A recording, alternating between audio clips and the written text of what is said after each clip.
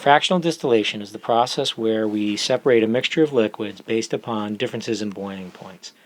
But before we can do that, we need to know how many substances are we going to be collecting.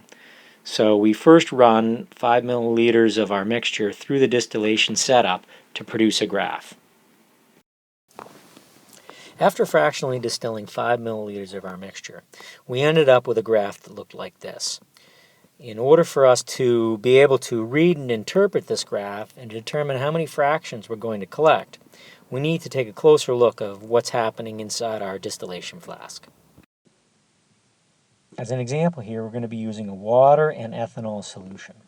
And at first glance, we notice that the heat is heating up our solution, which is then vaporizing and continuing to rise up this column. Now we have a thermometer up here that's measuring the vapor temperature of all of the gases in this flask. What I'm now going to show you is what's happening with each of these different liquids as they turn into vapor. They will rise up into the flask until they reach their boiling point, at which point then they condense, condense, and slide down the outside of the glass, mixing back in with the liquid. Now, because we have two different liquids here, we have two different boiling points. And that's an important thing to notice. As time goes on, eventually the temperature of all of the gases mixing around into this flask will increase. That then allows these substances to continue as a vapor and go up a little bit higher each time. Eventually, when we get to this point up here, the temperature reaches a point where the lowest boiling point remains as a vapor and goes into our condensation tube. This is a typical graph we might expect being produced in this example. It's a little bit higher, being around the first boiling point being around 80. We would expect it to be, considering that it's ethanol, a little bit lower than that. Because we have a solution of water and ethanol, and each of these are boiling, turning into a gas, condensing and falling back down again, when they're in the gaseous state, they start to cause the temperature inside this flask to increase. And we see that on our graph. Eventually we notice that our graph levels out at right about 78, 80 degrees Celsius. Well, that's happening because the water, which has a boiling point of 100 degrees Celsius, will cool and condense as long as the temperature in the flask stays below its boiling temperature. However, ethanol has a boiling point of 78 degrees Celsius. So it remains as a vapor up at this point and starts to condense and cool and collect in our tube.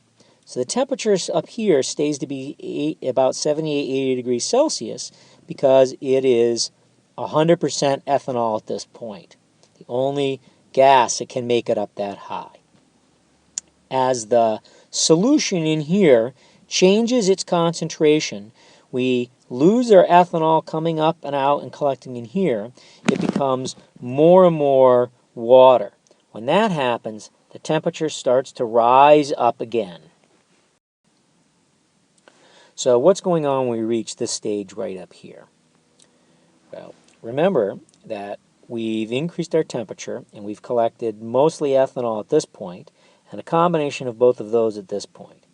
So it seemed to follow then that at this point in time we have only water left in our flask.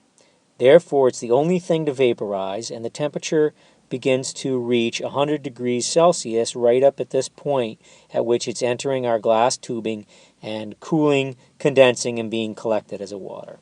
And that's why we end up having a level plateau right around the boiling point of water at this point in time. So here's our original graph that we collected after distillating our 5 milliliters of mixture. What do we make of this? We see a large flat section initially, sort of a quasi-flat section in the middle, and then a very defined flat section at the end. In order for us to really understand, we need to recognize that at this point in time, was when the liquid really started to increase in temperature and start to boil.